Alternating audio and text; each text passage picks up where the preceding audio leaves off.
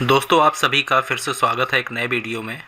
पिछले वीडियो में हमने कन्या विवाह सहायता योजना के बारे में बात की थी और उस वीडियो में हमने बताया था कि कन्या विवाह सहायता योजना का आवेदन करने के लिए पात्रता क्या है, यानी कि कौन कौन से श्रमिक इस योजना के लिए आवेदन कर सकते हैं। और इसके अलावा हमने बात की थी कि कन्या विवाह सहायता योजना के अंतर्गत आवेदन करने से श्रमिकों को 55,000 रुपये से लेकर के 75,000 रुपये तक की सहायता मिलती है।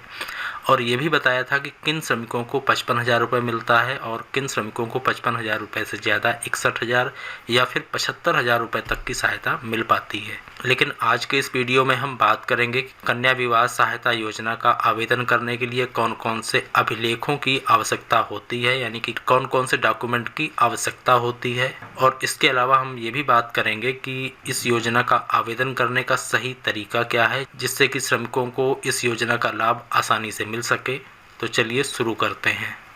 दोस्तों, उत्तर प्रदेश में जो श्रमिक निर्माण क्षेत्र में काम कर रहे हैं उन श्रमिकों को उनकी पुत्री की शादी के लिए या फिर किसी महिला श्रमिक की स्वयं की शादी के लिए कन्या विवाह सहायता योजना के अंतर्गत सरकार द्वारा 55,000 रुपये से लेकर के 75,000 रुपये तक की सहायता दी जाती है। इस वीडियो में हम इस योजना का आवेदन करते समय कौन कौन से डॉक्यूमेंट अपलोड किए जाएंगे, कौन कौन से डॉक्यूमेंट लगाने पड़ेंगे, इसके बारे में बात करेंगे। तो यहाँ पर आवश्यक अभिलेखों की सूची दी गई है, जिसमें से पहला अभिलेख है संबंधित पुत्री एवं वर की आयु के संबंध में जन्म प्रमाण पत्र, स्कूल लिविंग सर्टिफिकेट या फिर परिवार रजिस्टर की स्वप्रमाणित प्रति। श्रमिक इन 3 डॉक्यूमेंट में से कोई एक डॉक्यूमेंट लगा सकता है, जिसमें से पहला है जन्म प्रमाण पत्र यानी कि बर्थ सर्टिफिकेट, दूसरा है स्कूल लिविंग सर्टिफिकेट यानी कि टीसी और तीसरा है परिवार रजिस्टर की स्वप्रमाणित प्रति। इसके बाद में अगला डॉक्यूमेंट है विवाह कार्ड स्थानीय ग्राम प्रधान या तहसीलदार, सभासद या पार्षद द्वारा प्रमाणित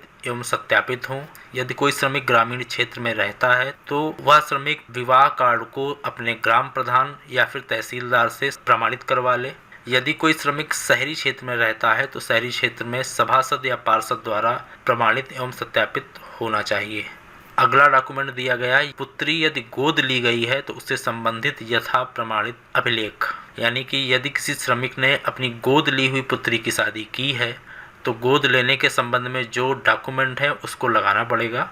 इसके बाद अगला डॉक्यूमेंट है लाभार्थी पंजीकृत श्रमिक के कुटुंब रजिस्टर या राशन कार्ड अथवा इसके समतुल्य अभिलेखों की स्वप्रमाणित प्रति।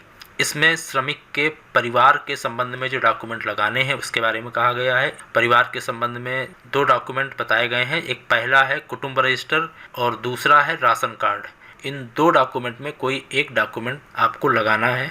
इसके बाद अगला डॉक्यूमेंट है विवाह होने पर संबंधी वर वधू का फोटोग्राफ जो कि श्रमिक द्वारा प्रमाणित हो, यानी कि वर वधू का फोटोग्राफ लगाना है और जो कि श्रमिक द्वारा प्रमाणित किया गया हो। इसके बाद अगला डॉक्यूमेंट है पिछले 12 महीनों में कम से कम 90 दिन भवन एवं सन्निर्माण प्रक्रियाओं में कार्यरत होने का निर्धारित प्रारूप पर नियोजन या फिर स्वघोषणा प्रमाण पत्र। श्रमिक को 12 महीने में कम से कम 90 दिन का कार्य प्रमाण पत्र लगाना है जो कि नियोजक द्वारा दिया गया होगा, या फिर स्वघोषणा प्रमाण पत्र भी आप लगा सकते हैं। इसके बाद में अगला डॉक्यूमेंट है पंजीकृत श्रमिक द्वारा राज्य अथवा केंद्र सरकार के अधीन संचालित समान प्रकार की योजना में हित लाभ प्राप्त न होने का स्वघोषणा पत्र संलग्न करना अनिवार्य होगा। श्रमिक को एक ऐसा स्वघोषणा पत्र संलग्न करना पड़ेगा जिसमें लिखा जाएगा कि श्रमिक ने राज्य अथवा केंद्र सरकार द्वारा संचालित इसी तरह की यानी समान प्रकार की योजना में हित लाभ प्राप्त नहीं किया है।